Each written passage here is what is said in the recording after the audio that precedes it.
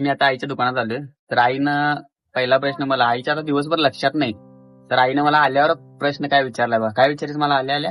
अरे आज काय आहे ते म्हण मदर डे, तू काय माझं फोटो बिटो काय तर काय असं काय केलंस का नाही रे?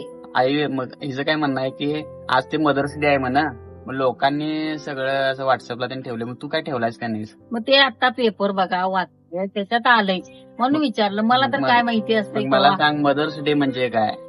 मदर्स डे ना आय हे पाश्चात्य ते म्हणजे ही आपल्या पाश्चात्य संस्कृती आहे. होय. मला सांग मदर्स डे म्हणजे की नाही, माझ्या माहितीप्रमाणे मी तुला रोज बोलवते आय, रोज बोलवते तुला आय, जरा मायापाशी बस, मायापाशी बोल असं म्हणतोय का नाही?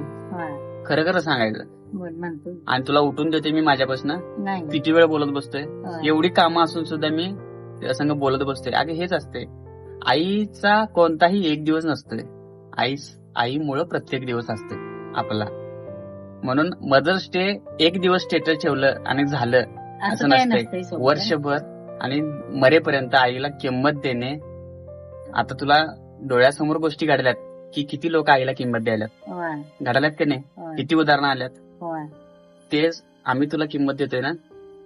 आम्ही तुला वरचीवर फोन लावतोय, आई कुठं आहेस, आई काय करायल्यास. म्हणजे कुठं जर बाहेर गेली तर आई आल्याशिवाय आम्ही जेवत नाही.